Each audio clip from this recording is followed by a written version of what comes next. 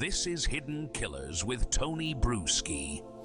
Bryan Kohberger's defense team making some bold moves in this last week, and while not officially on the table as of our recording, by the time you hear this, it probably will be.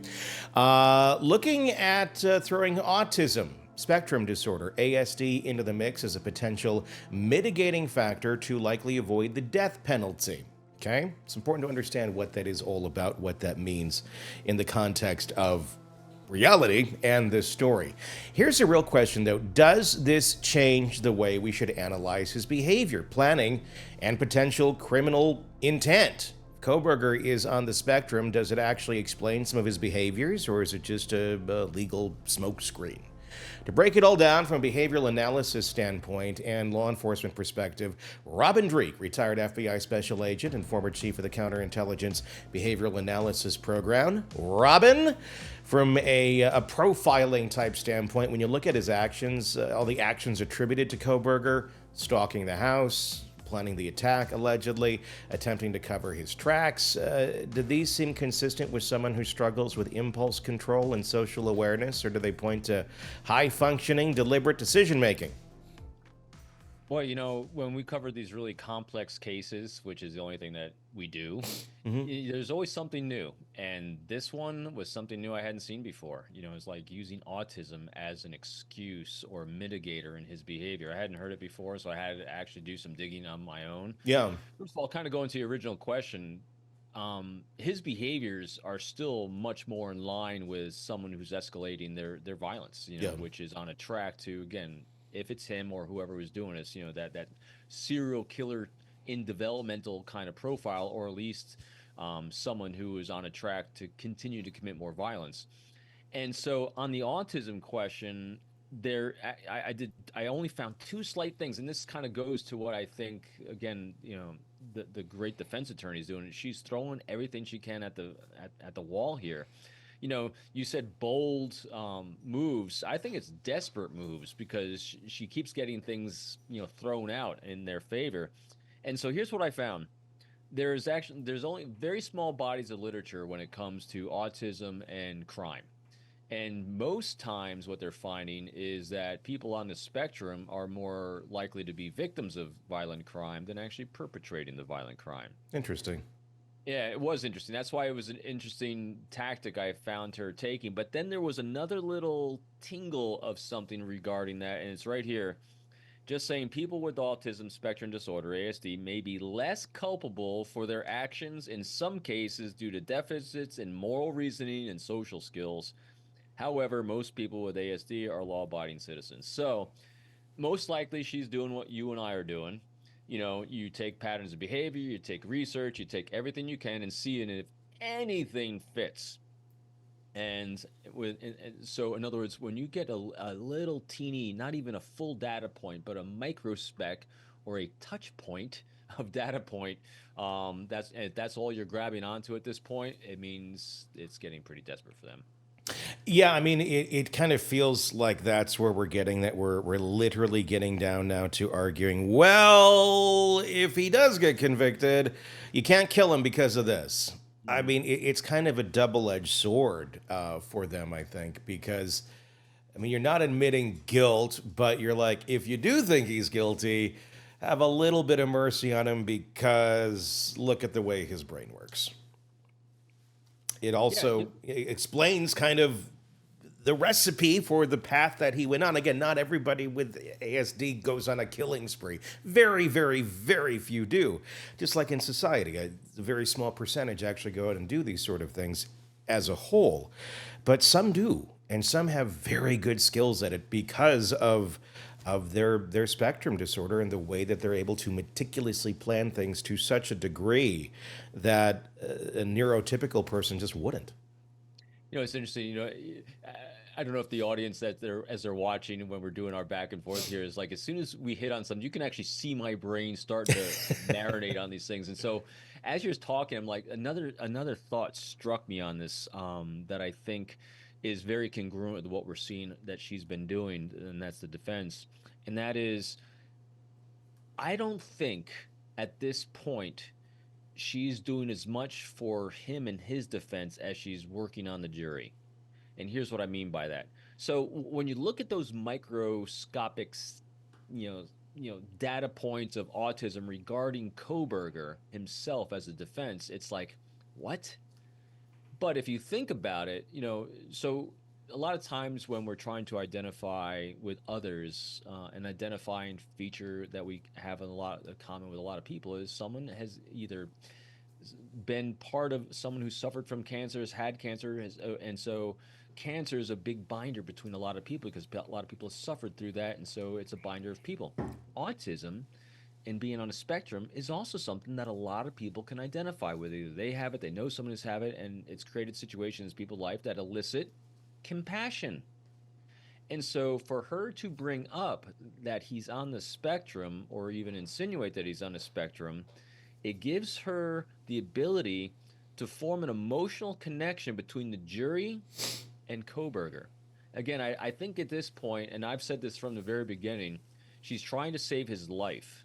And when you're trying to save a life, the best way to do it at this point, if there's overwhelming data points of DNA evidence, the best thing she can do is make an emotional connection between the jury and Kohberger. And I think if I'm in a good empathetic mind, this is an effective way it might work. I agree. I think the sticky point here and the question I have is how many people recognize what someone who is on the autism spectrum look like? Because I think a lot of people don't understand that. I think a lot of people think it's pretty extreme and like, oh well, they're in their own special world over here, and it's not. I mean, it's like some of the Right. most successful, some of the most driven people out there are on that, and that's what gives them the superpower to be able to do what they do. I mean, are there the opposite end of the scales where it's very low functioning and debilitating? Yes, there are, but it is so wide, and it can be a superpower or it can be a hindrance to a lot of things in life. And then there's everything, in between. And all the various functions that people can have, where it's like you're really good at this to a crazy degree, and it seems that Kohberger really does kind of fit a lot of that. But again, how much is a jury going to understand this? How much are they going to be able to look at his younger years behavior, the examples that we know of his behavior, and go, oh yeah, that's a different brain, like he's thinking differently. And how much are they going to care at the end of the day? Going, he knows right and wrong, because I don't think anybody's can argue that if you're autistic or you're on the autism spectrum that you don't know right from wrong. You can certainly have a lack of empathy, but it doesn't necessarily mean that you don't care or that you don't know that what you're doing is truly wrong. So I just wonder how well that will stick with the jury, just considering how calculated this is, and to people that he doesn't necessarily have a close connection to. I'm with you. I think it's a stretch, and it's going to be. I mean, it's a huge challenge that she has. But again, let's play out again my conjecture and thought experiment Yeah. of what I would try to do if I was her, and I have nothing to work on, and that is so. It gives her the ability, though, in a courtroom to define autism in all its nooks and crannies, to try to capture as many people emotionally as she can on that jury. Because, like you just described, it's a wide swath. And then if you can describe this wide swath of people that it can then identify with, whether it's them as individuals or them knowing people, maybe their own children or someone related to their lives, that's an effective tactic. And then, so think about this. People have been labeling his behavior, including myself, as really psychopathic, lack of empathy, this whole self centered narcissism kind of thing, right? But if she can redefine him as autistic instead, that's going to have another little data point that might affect only one person Mm-hmm. that she needs to not agree with death penalty. And so I think she's really, really doing her best to throw as many darts, emotional darts as she can at the armor of others that are going to be judging. That's why we got to change a venue. We have time between the event and the trial.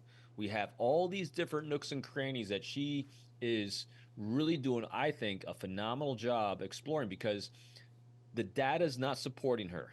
The facts are what the facts are. Now she's shifting from data. She failed on getting DNA specific scientific data admissible, and now she's got to shift to emotions. Yeah. And this is, I think, her first play at that. And that's where we're looking. I mean, and that's the thing with something like this. Yes, we've been looking at psychopathy and all sorts of areas over there of what could be going on in Kohberger's mind. And there's various traits that overlap quite a bit with various levels of autism, depending on where you're on the spectrum. It doesn't mean people with autism are psychotic, but you can have certain traits like the lack of empathy, social awkwardness, things of that nature, where, yeah, they do kind of shift. And the two can coexist. That's another point to make. You can be on the spectrum and also be a psychopath or, borderline narcissist, all of that. There's all these things that he could be. And at the end of the day, it's just a term, it's just a name. I think it really comes down to right and wrong. Did he know what he was doing was right or wrong? Otherwise, it's a label, and labels, they define things, but they don't necessarily explain things. Yeah, and it could also have, it could also completely backfire her on it as well, because this is the first case that you and I have covered that this has popped up. I mean, we have never had any case that we've covered that autism has been even mentioned as anything regarding it. And so because of that, it could also have an extremely negative effect because, people that have autism, it's a special needs. And so to be using someone like everyday Joe's special needs as a defense could really inflame a lot of people as well, because you're trying to say that, my son or my daughter or my friend could commit these heinous things because they have autism. See what I mean? Yeah. So it was really going to depend if she uses it, how she presents it. It could be fraught with even worse peril than she imagined. I find it very interesting, the information you found that's out there, that victims are more likely to be someone on the spectrum versus being someone on the spectrum executing it. And I wonder how accurate that stat is. Number one, I named it. So it came from a small body of literature suggested that rather than being more likely to engage in offending or violent behavior, individuals with autism spectrum disorder may actually have an increased risk of being the victim rather than the perpetrator of violence, from a study done by Sobsey, Wells, Lucardi, and Mansell, 1995. But that's also, even 95, we're going way back on this. Way back. Way back before we even really had a huge grasp on what this is. Because there's not much out there on it. No, and there wasn't much, there really was hardly anything out there on it back then, especially compared to what we know 30 years later. Yeah. Because I would almost argue, I mean, when we look at the cases that we look at, that you have more than not that are very likely on the spectrum than are. So, I mean, I think it has a lot to do with just data and knowing if someone is or not. I think a lot of people just live their whole lives with no clue. And so I think if we truly, if you evaluated every single person that went in for a violent crime or something, and to determine are they there, I think it's the other way around, quite honest. That's just my conjecture. And obviously it's a 95 study. And I'm surprised there's not more, surprised that hasn't been looked at closer. I know, it's like when this came up, I was really shocked. Like we were just saying that you and I have not had this element of things we've covered ever come up before. Well, we go to psychopathy and all that so quick, but yeah, I mean, a lot of it does mimic in certain.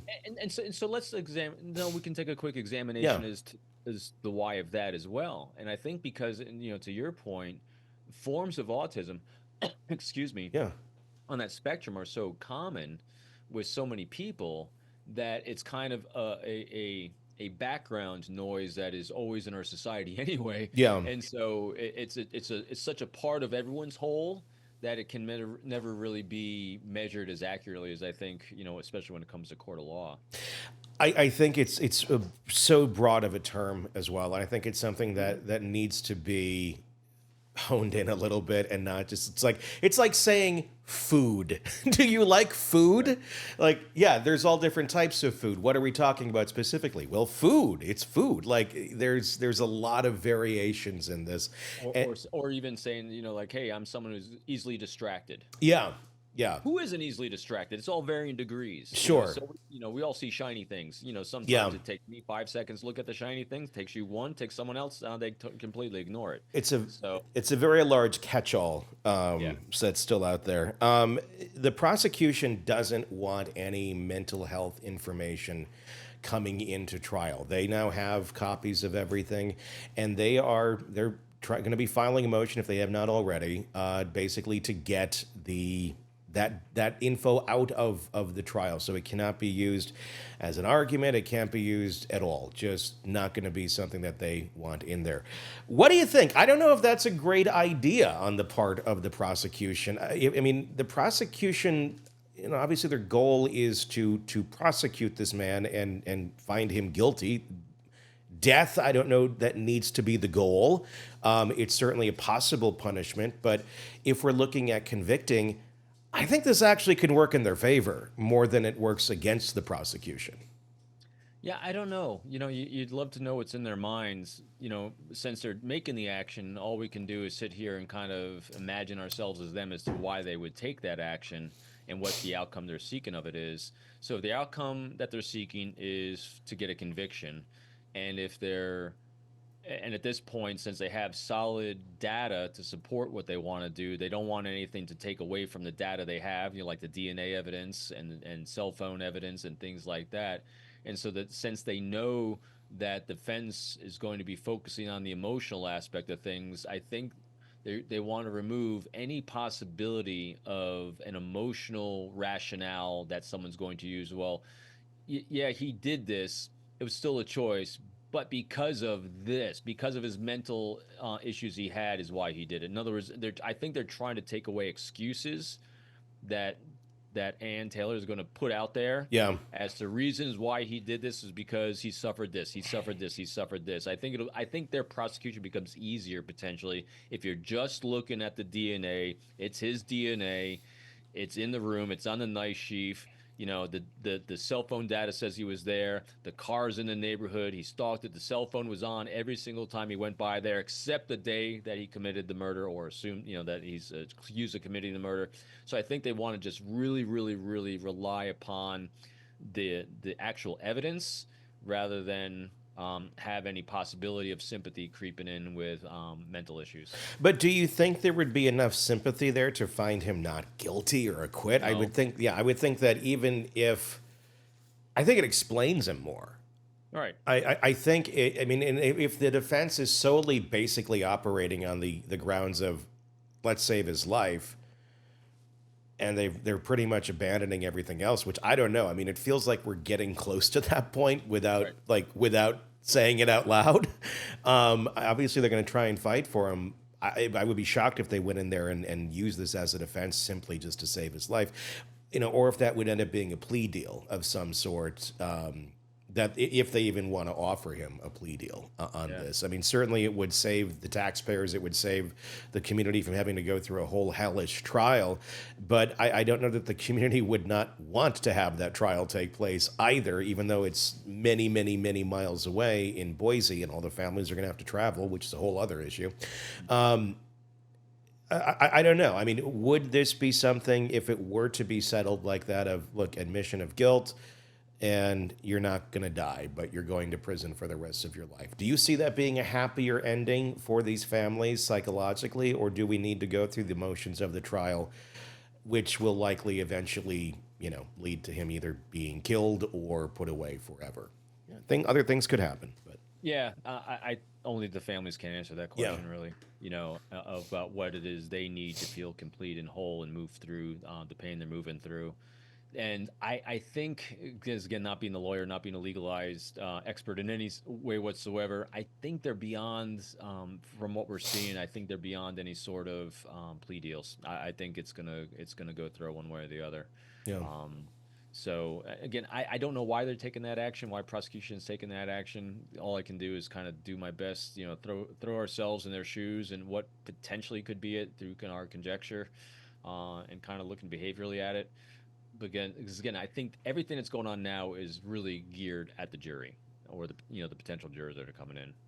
Is ASD, autism spectrum disorder, something that should be better understood in terms of law enforcement, in terms of investigators, in terms of just looking at some of these cases. Because again, we often go to the triad, the psychopathy, or all sorts of other disorders that could be going on over there, like in the anti-personality scale, but. Is that something to consider more? That should be understood more to better understand the people that you're investigating. I mean, let me ask you: when you were in the counterintelligence world and stuff, is that something that ever came to mind with individuals that you were investigating? Of this person might be over here, and this might explain some of the behavior. How well is that sort of stuff integrated into understanding others' actions? That's a great question. I never ever in the course of my career had a situation where we or I took an action or mitigated what I was doing based off of someone claiming or saying they had autism. Matter of fact, I never had any case where it even came up. That's why this is literally the first time in my career where autism came up as kind of the forefront of something that someone's going to use. Now, did I have knowledge of someone's potential autism spectrum? Yeah, Hmm. every now and then you did. But what it did, it became part of a way to understand someone at a deeper level so you could communicate more effectively. Because remember, everything that I ever did came down to how do you form a relationship so Hmm. that you can share information, get information, and protect national security of the United States, protect our country, our society, protect our state, local. I mean, so it all came down to how can I communicate more effectively and better? And if autism and where someone was at on a spectrum, I didn't ever look at a diagnosis of autism. I always looked at what's that mean for communication? Hmm. What's that mean for ability to form a relationship and a bond? And it never was a situation where it was a hindrance in any Yeah. way. It just became one more data point for a way that I need to communicate more effectively. So I was never looking at the autism. It gave me maybe some way to look at you, but I'm always just looking at your behavior. I'm looking Yeah. at how do you need to connect with me? What can, because this is all the bottom line, it always is. Yeah. What can I do to inspire you to feel safe with me? What can I do to inspire you to feel safe with a decision to cooperate with me? Yeah. And so in the courtroom, that's the basic thing they're trying to do. The defense, Ann Taylor, right? She's strategizing this. What can she do to inspire the jury to feel safe and comfortable with acquittal? Hmm. And on the opposite side, what's the prosecution doing to inspire the jurist to feel safe and comfortable with themselves with conviction? Hmm. And so that's all. And so part of that is how do I need to communicate that feeling of safety and trust with what I'm presenting them? Yeah. And so it's the same thing in all these situations. And so Sure, it's it's all part of the everybody. whole. Yeah, everybody is different. Everybody has different things that you're going to have to speak to, so they feel safe and comfortable communicating with you, and you have to craft that for each individual. It's not a Mhm. here's Yep. one size fits all. I wonder how Kohberger is feeling about this angle. I wonder. I do wonder because we look back, and this is just pure conjecture. He seems to recognize when he talks about the visual snow and stuff like that back in his teen years, that he recognizes that there's something different going on. And we don't really know a whole lot about his demeanor today, other than what we've heard from students and coworkers of all he's kind of odd out there and not very personable. So I wonder how accepting he is of this, if he just knows that yeah that's who he is, or if he'd want that even to be out there. At this point, he doesn't have much of a choice. I mean, he's literally fighting for his life, but he seems to be someone who thinks he's in a lot of control. And people who are in a lot of control don't necessarily or are not necessarily super fond of things out there that they may view, although it may be incorrect, that they may view as a weakness or something that would make them less than, which being on the spectrum does not make someone that.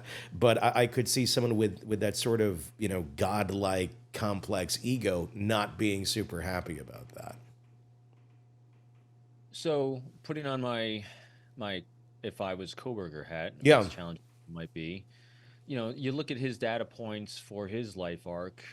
He from everything that we've seen from the small little things we have throughout his life, he's been pretty curious about trying to understand himself. Yeah. That's why he's on this line of work. I would think, again, all these other things might pop up. His rage, his lack of feeling control, or someone labeling it. All those things might be in there. But at the same time, though, he seems to be a pretty curious individual and more on the science than emotional side. My bet is he's, when she mentioned it as a possibility, I don't guarantee. I'm pretty sure that she's the one that came up with this idea. Yeah. And she probably presented it to him. And his next steps was probably to get really curious. Because he's been trying to understand why he is like he is for a long time, and this might be one deep dive he might do it as well, maybe. I mean, I'm not a doctor. I can't diagnose anybody, but I mean, just watching his behavior, right away, I was like, oh, he's totally on the spectrum. I mean, I could say it immediately almost. So again, I would not be remotely surprised by any means. It would be very interesting to see where they take this and what kind of defense this provides them, if any, or if the judge again says, yeah, nice try, no.